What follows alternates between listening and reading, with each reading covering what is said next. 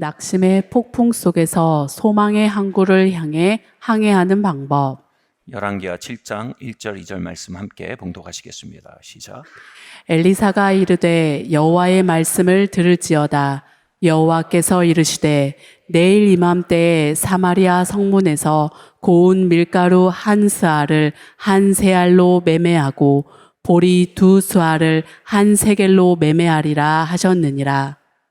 그때의 왕이 그의 손에 의지하는 자 곧 한 장관이 하나님의 사람에게 대답하여 이르되 여호와께서 하늘에 창을 내신들 어찌 이런 일이 있으리오 하더라. 엘리사가 이르되 내가 내 눈으로 보리라. 그러나 그것을 먹지는 못하리라 하니라. 아멘. 예루살렘 성이요 아람 군대에 포위되었고 식량이 떨어지고 있었습니다. 극단적인 빈곤과 극단적인 고물가에 시달리던 예루살렘 성은요 마침내 엘리사 선지자의 예언의 말씀을 청합니다. 엘리사 선지자는요 공급이 회복되고 물가가 급락할 것이라고 예언합니다. 바로 내일 이 시간까지 그 일이 있을 것이라고 예언합니다. 근데 그 말을 듣던 재정부 장관이 그 예언의 말씀을 냉소합니다. 이렇게 말합니다. 하늘에 창을 내신들 어찌 내일 이 시간까지 그런 일이 있을 수 있겠습니까? 그도 그런 것이 그는 조금 전에 바로 아주 비극적인 소식을 들었습니다. 굶주림에 시달리던 백성들이 서로의 아이를 삶아 먹었다는 끔찍한 소식을 전해 들은 것입니다. 여러분, 트라우마타이즈된 마음, 그로 인해 낙심된 마음은요 소망에 대해 냉소합니다. 하나님의 역사와 하나님의 약속과 예언에 대해 냉랭합니다. 그의 마음은 너무나 깊이 낙심해 있었습니다.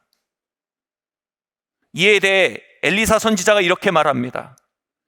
그 역사는 분명히 내일 이 시간까지 벌어지겠지만 재정부 장관은 그 역사를 구경은 하되 그 역사의 수혜자가 되지 못할 것이라고 이야기합니다. 냉소에 젖어 있는 마음, 하나님의 역사와 말씀과 언약과 선하심에 대해 이제는 무덤덤해지고 불감증에 걸린 마음, 이 낙심의 마음은 마치 우산과 같습니다. 오늘 아침에 비가 온 대지를 적셨습니다.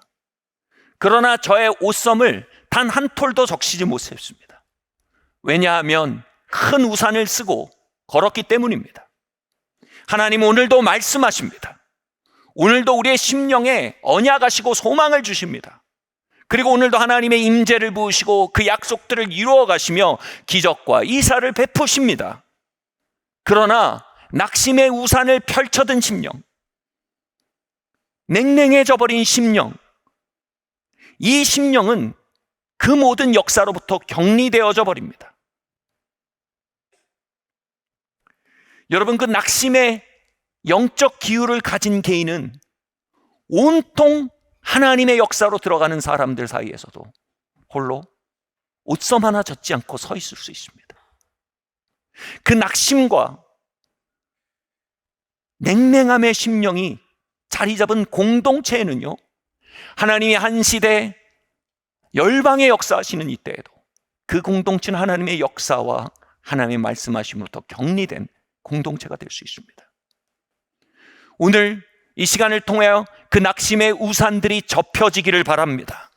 오늘도 운행하시며 역사하시는 그 놀라운 하나님의 역사 안에 우리가 흠뻑 젖을 수 있는 영적 기후가 더욱 깊어지기를 기도합니다.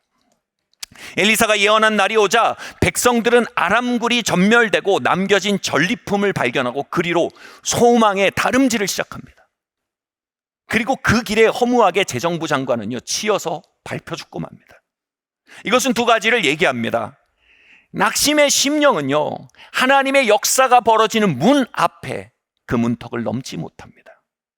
두 번째로요, 우리의 심령 안에 있는 낙심한 재정부 장관이 죽지 아니하면 우리는 하나님의 살아 역사하시는 이적과 성취 안으로 걸어 들어가지 못합니다. 제 삶에 이것은 중요한 슬로건입니다. 낙심은 나를 성령의 역사로부터 격리시키는 우산입니다. 시편 100편 4절 말씀 함께 읽겠습니다. 시작. 감사함으로 그의 문에 들어가며. 그러면 우리는 어떻게 낙심의 우산을 접을 수 있겠습니까? 어떻게 재정부 장관이 넘지 못했던 그 문 안으로 들어갈 수 있겠습니까? 감사함이라는 말은 무엇을 의미합니까? 감사는요, 하나님이 우리의 삶에 행하신 일들을 의도적으로 습관적으로 세워보는 라이프 스타일을 말합니다. 저와 여러분의 삶에는 단 두 가지의 카테고리만 있을 뿐입니다. 한 가지는 하나님이 우리 삶에 이미 이루신 일들입니다. 다른 하나의 카테고리는 하나님이 아직 우리에게 이루어주지 않으신 일들입니다. 하나님은 우리에게 자녀들을 주셨습니다. 아내와 남편을 주셨습니다. 좋은 교우들을 주셨습니다. 이웃들을 주셨습니다. 그러나 그 관계 가운데 아직 풀리지 않은 갈등들이 있습니다. 아직 분쟁이 있을 수 있습니다. 하나님 아직 그 일은 하지 않으셨습니다. 하나님 우리에게 삼시세끼 먹을 것을 주셨습니다. 살 집을 주셨습니다. 그러나 아직 해결되지 않은 채무가 있습니다. 하나님 아직 그 일을 하지 않으셨습니다. 하나님이 고치시고 일으키신 질병들, 회복시킨 질병들이 있습니다. 그러나 아직 회복되지 않은 연약함과 질병들이 우리의 삶과 우리의 이웃 가운데 있습니다.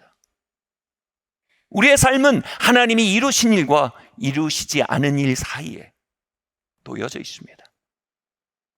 저희가 저희 딸들을 데리고 뷔페에 갈 때 저희 딸의 흑역사가 있습니다. 가면요, 이 딸아이가 초등학교 때 뷔페에 가면 접시에 한가득 감튀만 쌓아옵니다. 그 감자튀김을 그렇게 쌓아옵니다. 그럼 저희는 마침내 경고합니다. 너가 계속 감튀를 먹는 한 더 이상 뷔페에 너희를 데려오지 않겠다. 우리의 삶의 상에는요, 하나님이 이루신 일과 이루시지 않는 일로 진열되어 있습니다. 우리가 그 중에 무엇을 접시에 담고 무엇으로 우리의 마음을 피딩할지 결정짓는 것은 우리입니다. 우리가 하나님이 이루신 일들을 수집하고요, 그것으로 우리의 마음을 먹이우면 우리의 마음은 감사라는 생태계가 형성이 됩니다. 그러나 우리가 굳이 하나님이 아직 이루시지 않은 일들을 집중하고 그것으로 우리의 마음을 먹이우면 우리에겐 원망, 하나님을 참소하는 마음, 그리고 무엇보다 낙심의 생태계가 형성이 됩니다. 우리의 마음은 어떠한 형태계로 조성됐습니까? 그것은 우리에게 벌어진 일 때문이 아닙니다. 우리가 먹이온 선택의 결과입니다. 모두의 부패성에 하나님이 이루시지 않은 일과 이루신 일이 똑같이 진열되어 있습니다. 한 하나님의 사람이 있습니다. 전 세계적으로 치유 사역으로 굉장히 정평이 나 있는 사역자입니다. 수많은 암들이 고쳐지고 수많은 불치병들이 고쳐지는 사역들을 해왔습니다. 그런데 정작 그의 아내가 암에 걸려 세상을 떠났습니다. 그리고 그녀가 세상을 떠난 지 3일 만에 이 하나님의 사람이 주일 강대상에 섭니다. 아무도 예상치 못한 일입니다. 그리고 설교를 합니다. 이렇게 이야기합니다. 사람들은 왜 당신의 아내가 치유받지 못했냐고 묻습니다. 하나님은 왜 당신의 아내를 고치지 않았냐고 묻습니다. 저도 모릅니다. 제가 아는 한 가지는 이것입니다. 하나님이 지난 시간 수많은 이들을 고쳐오셨다는 것입니다. 하나님이 수많은 약속들을 이행하시고 수많은 역사들을 보여하셨다는 겁니다. 그리고 제가 아는 것은 하나입니다. 하나님이 선하시다는 그 사실입니다. 하나님이 내 삶에 아직 하지 않으신 일들, 왜 나 아내를 고치지 않으셨지? 왜 나의 아버지가 돌아가셨지? 나는 이 일들을 미스테리, 신비라는 박스에 넣습니다. 그리고 그 미스테리는 하나님께 신뢰라는 행동으로 하나님께 맡겨드립니다. 그리고 언젠가 하나님의 때에 하나님의 방법으로 하나님은 그 질문들을, 그 미스테리들을 선하심과 아름다우심을 드러내는 방식으로 제 삶에 드러내실 것을 저는 기대합니다. 하나님은 이 미스테리들 안에서도 그 이루신 일도 일련에 감사를 받기에 합당한 분이시며, 그 속에서도 하나님 선하십니다라는 찬양을 받기에 합당한 분이십니다. 그래서 저는 하나님이 이루신 일과 이루시지 않은 일들 사이에 서서 하나님께 그렇게 예배하는 기회로 이 시간을 사용할 것입니다. 그리고 그 선택을 알리기 위해 여러분 앞에 섰습니다. 그는 이렇게 말했습니다. 요트를 항해하는데 태킹이란 기술이 있다고 합니다. 여러분, 요트가 바람으로 가잖아요. 바람은 이 요트가 뒤에서 바람을 불어줘야 이 도수로 바람을 안고 달리는 게 상식인데, 맞바람, 앞에서 오는 바람 속에서도 그 맞바람을 이용해서 앞으로 나아갈 수 있는 기술이 있다고 합니다. 그 기술을 태킹이라고 하는데요, 이 태킹이 없이는 대양을 건널 수가 없다고 합니다. 왜냐하면 대양을 건너는 항해에선 언제나 맞바람을 만날 수밖에 없기 때문입니다. 인생은 여러분, 대양을 건너는 항해입니다. 인생에는 반드시 맞바람이 있습니다. 우리가 거기에서 인생의 태킹을 배우지 못하면 우리는 인생의 대양에서 난파선이 됩니다. 이 태킹은 이렇게 한답니다. 돛을요, 특정 각도로 고정시키고요, 키를요, 특정 각도로 고정을 시키면요, 배가 양력이라는 새로운 에너지를 활용할 수 있는 상태가 된답니다. 그래서 맞바람 속의 양력을 이용해서요, 앞으로 나아갈 수 있게 된다고 합니다. 우리의 인생에서 만나는 실망의 맞바람, 기대처럼 움직이지 않는 수많은 낙심의 맞바람, 이 맞바람 속에 우리는 하나님이 행하신 일들에 우리의 마음을 고정시켜야 합니다. 의도적으로 아주 견고하게 감사의 라이프스타일을 선택해야 합니다. 그것으로 우리의 마음을 피딩해야 합니다. 그리고 하나님이 나의 삶을 사랑하시고 선하시다는 그 진리에 우리의 돛을 고정해야 합니다. 그러면 우리는 낙심의 바람 앞에 침몰하지 않습니다. 두려움의 맞바람 앞에 난파하지 않습니다. 그 맞바람 앞에 태킹하며 앞으로 항해하며 소원의 항구에 도달하는 인생이 될 수 있는 것입니다. 저는 군대를 아주 늦게 갔습니다. 사역을 하다가 군대가 계속 미뤄져서 28살 12월에 현역 입영 영장을 받았습니다. 다양한 군복무의 방법과 가능성이 있었는데 그것이 다 어느 순간 꺾여지면서 갑자기 현역 입대로 기울어진 것입니다. 작은 문제가 있었어요. 제가 결혼하고 아내가 임신한 상태였다는 거예요. 또 다른 작은 문제가 있었으니 저와 함께 개척을 하는 팀이 있었고, 그래서 교회 개척을 위해 건물 계약까지 했다는 거예요. 이 일 속에 중보기도를 하던 분들이, 한 기도자가 기도하다가 이런 마음을 받아서 저에게 나옵니다. 전도사님. 그래서 제가 무슨 얘기인가? 혹시 입대를 안 하게 되려나? 다른 방법이 있으면, 전사님 입대하실 거예요. 그런데 짝대기를 하나 달 때, 이병 딱지를 달 때 전사님 편한 대로 가실 것 같아요. 그리고 6개월째가 되면 전사님 뭐라 그러죠? 제대하시게 될 겁니다. 제가 그 말을 듣는데 고개를 숙이고 피식 웃었습니다. 냉소한 것입니다. 아니, 안 가면 안 겠지. 군대에 편한 곳이 어디 있는가? 또 군대 6개월만 갔다 먼저 나오는 건 어디 있나? 하늘에 창을 내신들, 이런 일이 나에게 있는가? 저는 입대했고요. 그 해에 눈이 엄청나게 왔습니다. 훈련소에서 눈 치고 훈련받고 하다가 무릎을 굉장히 심하게 다쳤습니다.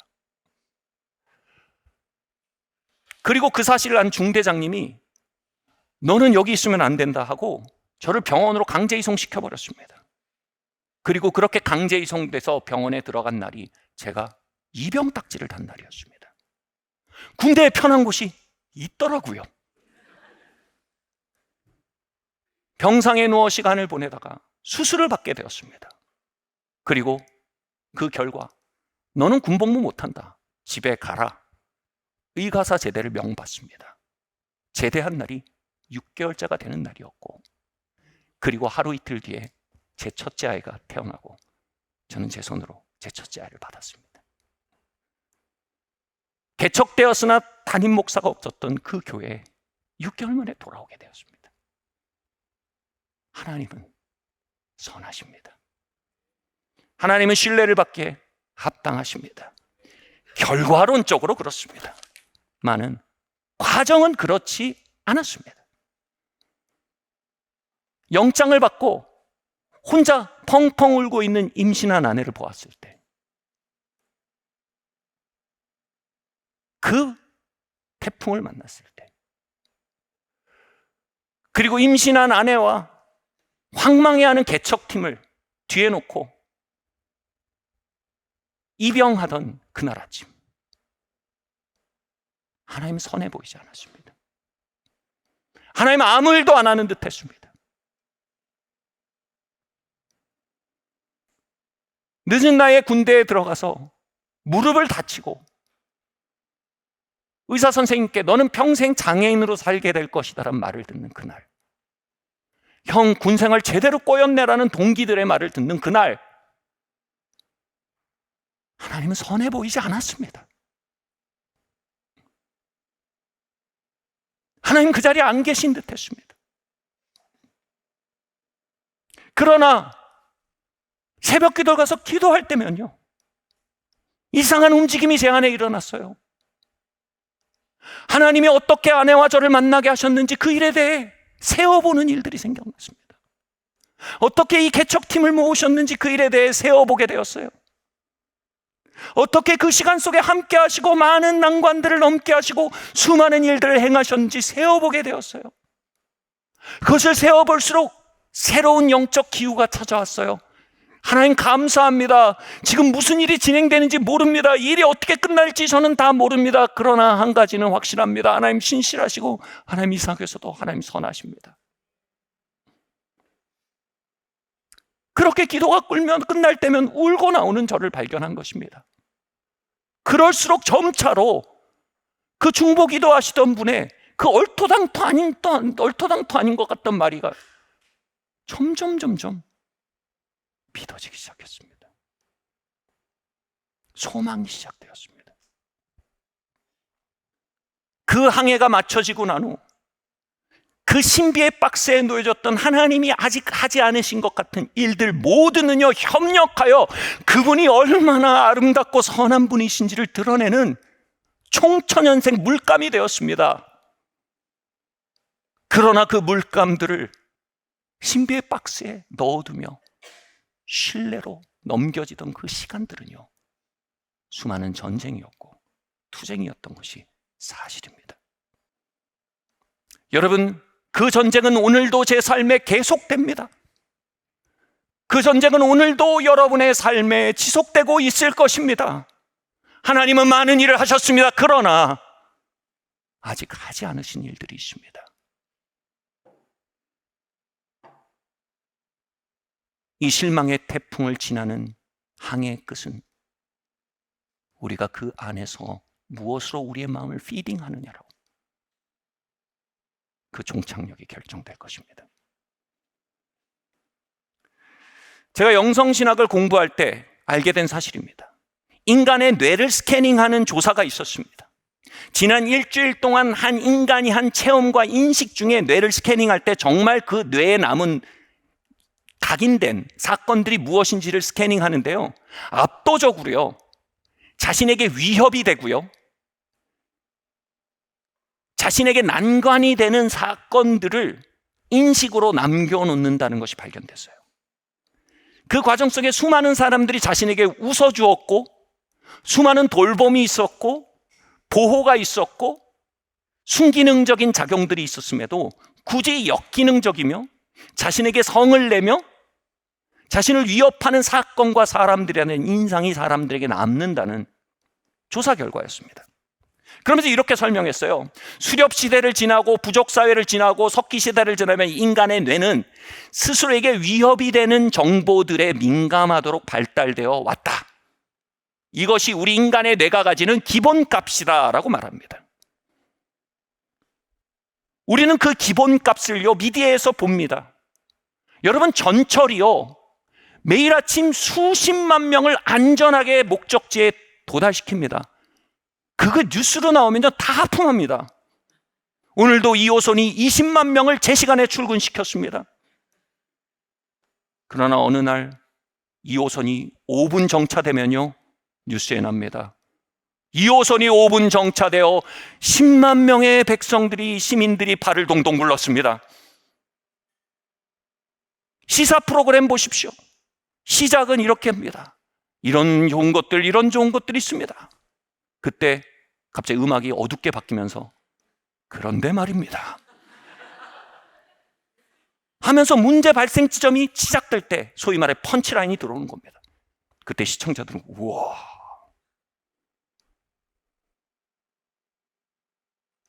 우리는 하나님의 통치에 대해, 다스리심에 대해 믿습니다. 그 통치와 다스리심에 대해 고백할 때 사람들 안에 튀어나오는 반응은 뭡니까? 하나님이 그렇게 선하신데 왜 작년에 이 비행기가 추락했느냐? 하나님은 그때 무슨 일을 하신 거냐? 하나님이 선하신데 왜 이런 전쟁이 있었냐? 하나님이 선하신데 내 삶에 왜 이 갈등이 있느냐? 하나님이 선하신데 왜 하나님은 나에게 이 일을 하지 않으셨냐? 여러분, 이건 하나님에 대한 고소장입니다. 하나님에 대한 고소장을 발부하기 이전에 진짜로 정산해야 될 문제들이 있습니다.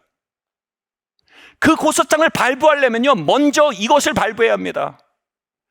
우리는 수백 번, 수천 번 비행기를 타고 수십 번 비행기를 타지만 사고 없이 이륙하고 착륙했습니다. 우린 그때마다 감사장을 발부해야 합니다.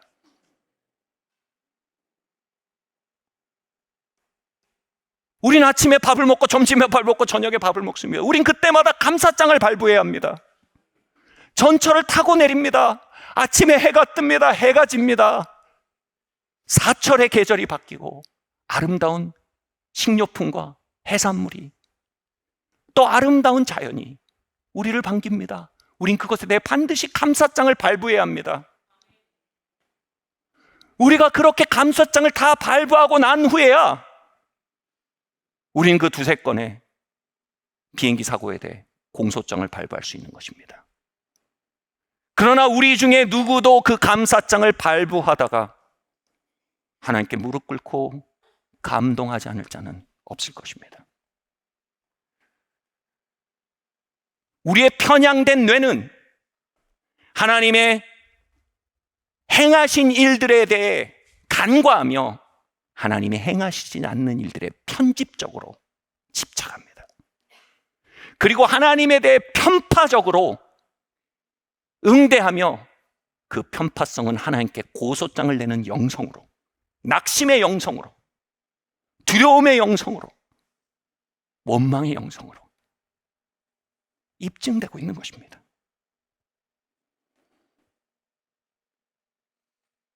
어느 날 아내랑 이야기를 하다가 제가 정말 울컥한 일이 있었습니다. 저는 가장으로 가정을 세우고 또 학교를 세우고 교회를 세워오며 많은 일들을 처리하고 많은 것들을 해나갑니다. 그런데 그것에 대해서 감사장은 발부된 일이 극히 적습니다. 그런데 뭔가 부족하거나 뭔가 모자라면 즉시로 공소장이 날라옵니다. 가장으로서 제가 제 아내 앞에 울컥하며 이렇게 말했습니다. 아니 여보, 내가 가장으로서 지킨 자리와 해온 일들에 대한 감사는 너무 희박하다. 이 부분이 사실일 수 있다. 이 연약함이 사실일 수 있다. 근데 그 공소장은 어쩜 그렇게 신실하게 날라오냐? 이거 너무 불공평하다. 어느 아버지가 그랬다 그러죠. 그 아버지도 그게 억울했나 봐요. 그래서 아이에게 이렇게 선물을 일부러 사준 거예요. 선물을 사줘가지고 선물이 이제 택배로 와서 선물을 이렇게 딸이 막 좋아했대요. 우리 교회에 있는 분이에요. 막 좋아하니까 이제 아버지가 이제 으쓱으쓱하면서 얘기한 거예요. 딸, 그거 누가 사줬게? 누가 갖다 줬게? 누가 줬게? 그러니까 딸이 택배 아저씨.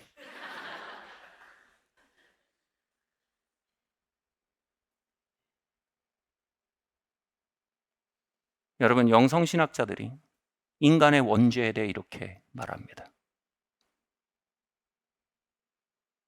배은망덕이요. 우리는요, 배은망덕의 원죄를 가지고 있다는 것입니다. 은혜를 세워보지 않고, 덕을 세워보지 않고, 언제나 나의 로스를 세고, 손실을 세고, 부족분을 세워서 그것에 기초해 움직이는 우리의 본성을 말하는 것입니다. 이 뇌구조, 이 본성에 대해 거슬러 가기로 선택하는 것, 하나님이 우리에게 행하신 일들에 대해 세워보기로 선택하는 것, 두세 개의 공소장보다 3,000개의 밀린 감사장을 송부하는 것, 이것이 새로운 라이프 스타일입니다. 왜 하나님은 우리의 삶이 태킹을 통해 소원의 항구에 도달하게 하실까요? 그냥 뒷바람 쫙쫙 불어주시면서 소원의 항구에 도달하게 해주시면 얼마나 좋을까라는 배은망덕한 사고가 우리 안에 또 일어납니다만, 왜일까요? 바로 정확히 그 역풍 속에 태킹을 하며 우리는 우리의 옛 본성을 벗어나가게 됩니다. 하나님의 행하신 일을 세워보지 않으면 침몰하거든요. 새는 겁니다. 하나님의 선하심을 고백하지 않으면 바람에 떠내려가거든요. 그 선하심을 예배합니다. 그러면서 새로운 본성, 영성이 연습되는 것입니다. 육성이 벗겨지고 영성이 거기서 시작되는 것입니다. 우리는 소원의 항구를 원하지만 하나님은 영성을 원하십니다.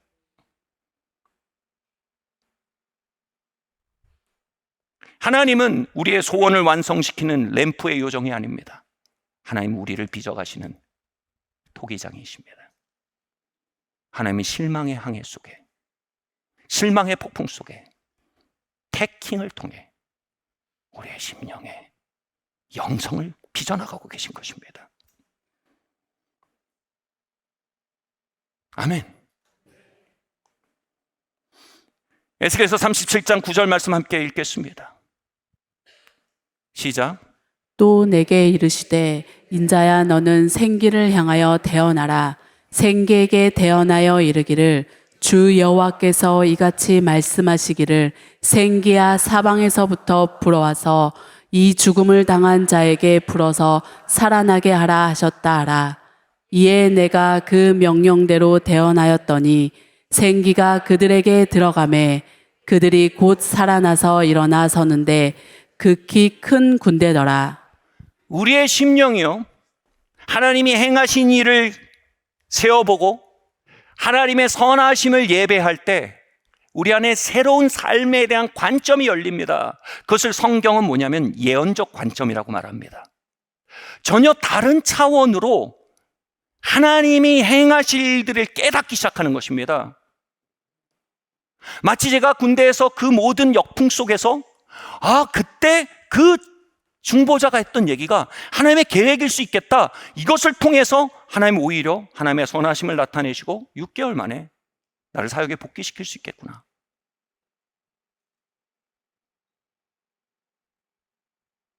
바로 역풍 속에서도 항로가 보이기 시작하는 것입니다. 에스겔 선지자는요, 죽음이 가득한 골짜기에 서 있었습니다. 그곳에서 하나님의 영이 임하여서 인자야, 이 죽음이 가득한 골짜기야의 생기야 사방으로부터 와서 이 사망을 당한 자들에게 들어가라 라고 예언하라 라고 말합니다. 예언은 대언입니다. prophesy, 대신 말하다는 뜻입니다. 뭘 대신 말합니까? 하나님이 하시는 말씀을 대신 말하는 것입니다. 하나님의 말씀은 음파가 아닙니다. 정보가 아닙니다. 하나님의 말씀은 능력입니다. 하나님이 어둠 속에 빛이 있으라 하심에 빛이 있었습니다. 안진뱅에게 일어나 걸으라 말씀하심에 일어나 걸었습니다. 태풍에게 잠잠하라 하심에 태풍이 잠잠게 되었습니다. 하나님은 그 말씀의 능력을 허공에 말씀하지 않으시고 하나님의 선하심을 예배하는 자들, 하나님의 행하심을 기억하며 그것으로 심령을 피딩하는 자들, 그들에게 하나님이 행하실 일들, 하나님의 말씀을 부어주십니다. 태풍 한가운데서요, 에스겔은요 죽음으로 가득한 골짜기에서 하나님의 말씀을 받습니다. 생기와 사방으로부터 와서 죽음을 당한 자들에게 들어가라라고 대언하니 생기가 움직여 역사하여 그 골짜기를 생명으로 가득 채웁니다. 여러분, 믿던 믿지 않던 우리 주변에는 천사들이 가득합니다. 여러분, 우리의 주변에는요 두 가지 영적 차원이 있습니다. 바로 사단의 왕국과 하나님의 왕국이란 초자연적인 차원이 있습니다. 대언은요 어느 왕국에 링크되어 그 왕국의 능력을 풀어놓는 행위이며 우리의 선택입니다. 에스겔은 죽음으로 가득한 골짜기에서 하나님의 왕국과 링크되어 하나님의 왕국을 풀어놓는 예언자가 되었습니다. 우리의 실망의 항해 속에, 낙심의 역풍 속에 필요한 것이 이것입니다. 우리의 마음을 하나님의 말씀이 채워야 합니다. 하나님의 약속이 채워야 합니다. 젊은 시절 나에게 주셨던 그 약속이 그 실망의 항해 속에 바로 우리를 채워야 합니다. 하나님이 주셨던 그 소망들이 그 낙심의 항해 속에 우리의 심령을 채워야 하는 것입니다. 그리고 그 낙심의 한가운데서 그것을 대언하는 자들로 우린 불림받은 것입니다. 그때 그 능력이 우리의 사망의 골짜기 안에 풀어져 세일을 이루어가는 것입니다. 터키에 한 미국 선교사가 있습니다. 앤드류 브랜슨이라는 사람인데, 이 앤드류 브랜슨이 우리 3주 뒤에 오시는 이 이사벨 스콜라슨이라는 사역자를 만났을 때 이사벨 스콜라슨이 그에게 기도할 때 이런 마음을 받습니다. 앤드류 선교사님은 어려운 일을 겪을 것 같습니다. 핍박을 심하게 겪고 갇히는 일을 통과할 것입니다. 그러나 하나님께서는 그 일을 선용하실 것입니다. 하나님은 가장 세계에서 강력한 사람을 사용하셔서 앤드류 선교사님을 감옥에서 빼내실 겁니다. 그리고 그 일을 통하여 선교사님은 세계에서 가장 강력한 리더들 앞에서 하나님의 살아계심과 선하심을 증거하고 그들을 위해 기도하는 일들을 하게 될 것입니다. 그리고요, 얼마 뒤에 앤드류 브런슨 이 선교사님이 터키 정부에 의해 스파이 혐의로 누명을 쓰고 투옥이 됩니다. 얼마 뒤에 풀려나겠지 했는데 사실상 종신형을 선고받습니다. 그때 앤드류 선교사님의 낙심이 찾아올 때 기도하고, 하나님 여태까지 함께 오셨고 하나님 선하신데 무슨 일이 진행된지 모르겠고 기도할 때 그의 마음속에 그 이사벨 스칼러슨에 통해서 주셨던 말씀이 생각나는 겁니다. 그리고 그것이 기록된 쪽지를 붙듭니다. 그리고 그것을 붙들기 시작하고 선포하기 시작합니다. 하나님께서 이 일 가운데 역사하고 계십니다. 이것은 하나님의 선을 드러내기 위한 과정입니다. 이 일을 통해 나는 다른 사이드로 출구를 얻어 나가게 될 것이며, 이것을 통해 하나님의 선하심이 열방에 증거될 것입니다. 하나님은 정말 강력한 사람들을 움직이셔서 하나님 일 가운데 하나님의 신실하심을 나타낼 것입니다. 그렇게 기도하고 매일 선포했습니다. 그렇게 2년 동안 그는 그의 마음의 키를 하나님의 선하심에 고정하고 그의 돛을 하나님의 말씀에 고정하고 그 속을 패킹해 나갔습니다. 2년이 다 되어갈 때 놀라운 일들이 벌어지기 시작했습니다. 생기가 그 죽음의 골짜기를 움직이기 시작했습니다. 미국의 대통령이 이 앤드류 브랜선의 문제를 국제 문제로 부각시키고 터키의 수장에게 앤드류를 당장 석방시킬 걸 요구합니다. 그리고 아주 이례적으로 그 말을 행하지 않자 무역 보복을 시작합니다. 앤드류 브랜선 때문에요. 터키를 맹폭합니다. 그래서 터키 리라가 폭락합니다. 몇십 프로요. 아마 그때 기억하신 분들은요, 한국에 터키에서 명품 구입 바람이 불었습니다. 터키 리라화로 명품을 사면 엄청 싸니까. 그리고 터키 여행이 붐이 일었어요. 여러분 한번 가서 환율 시장 딱 눌렀을 때 폭락했던 그때가 그때입니다. 그리고 터키 정부가 두 손을 들고 앤드류 브런슨을 석방시킵니다. 그리고 앤드류 브런슨은요, 백악관에 몇 번이나 방문해서 하나님의 사심과 선하심을 대통령과 강요들 앞에 증거합니다. 그리고 그들에게 손을 얹고 기도합니다. 미국 의회에 가서 그분의 사심과 선하심을 증거합니다. 세계 각국의 수장들에게 하나님의 선하심과 사심을 증거합니다. 그들을 축복기도 합니다. 이 어마어마한 생명의 역사가 하나님의 말씀을 받고 조용히 실망의 바람 속을 태킹해 나가는 한 선교사의 대언을 통해, 기도를 통해, 믿음의 고백을 통해 이 놀라운 역사들이 시작된 것입니다.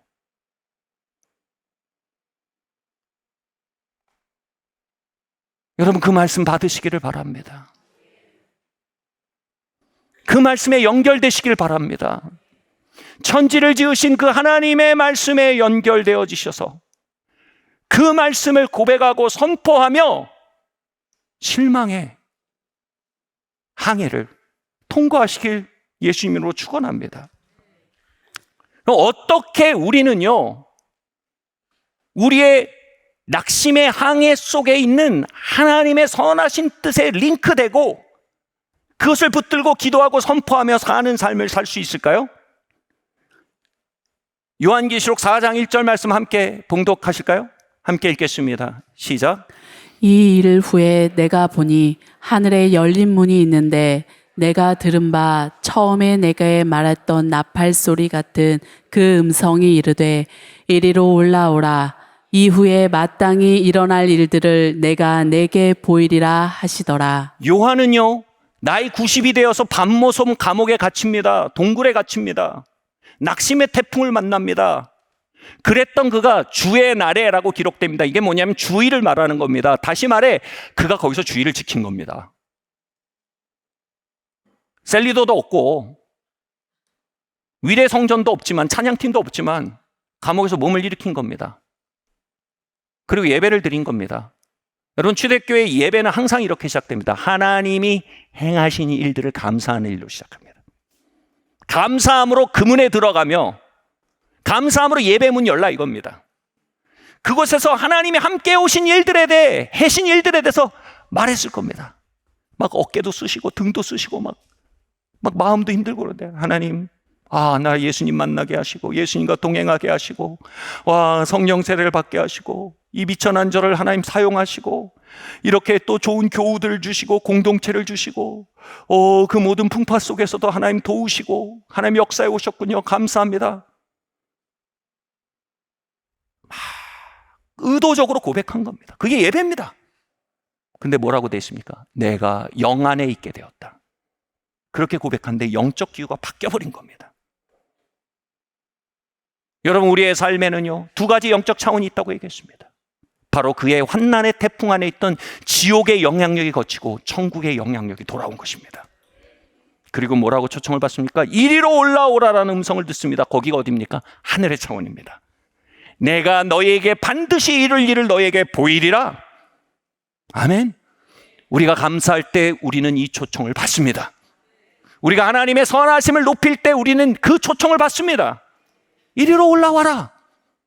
올라가서 뭘 보고 그런 분들도 계시겠지만 이것은 대부분 뭐냐면요, 알 수 없는 소망의 기운이 돌아오는 겁니다. 왠지 이게 꼭 그렇게 보이는 일만 같진 않아. 이 너머에 이런 게 있는 것 같아. 이걸 통해서 이렇게 하나님 선하심 나타날 것 같아. 바로 예언적인 영감이 오는 겁니다.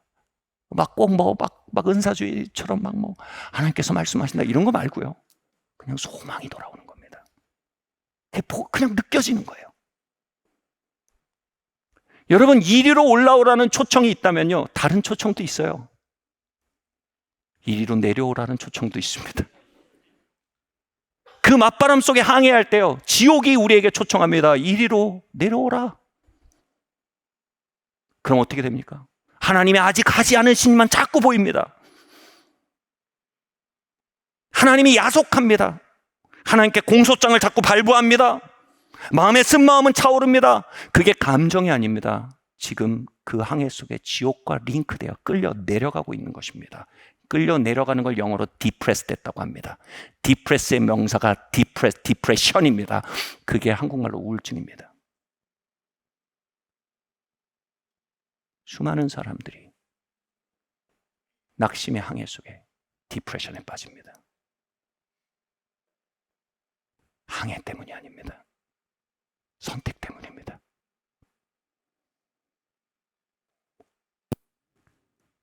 우리는 그 속에 천국과 링크되어 천국의 능력, 천사들을 그 속에 풀어놓을 수도 있고, 어둠과 연결되어 지옥의 파괴를 그 속에 풀어놓을 수 있다는 것을 깨달아야 합니다.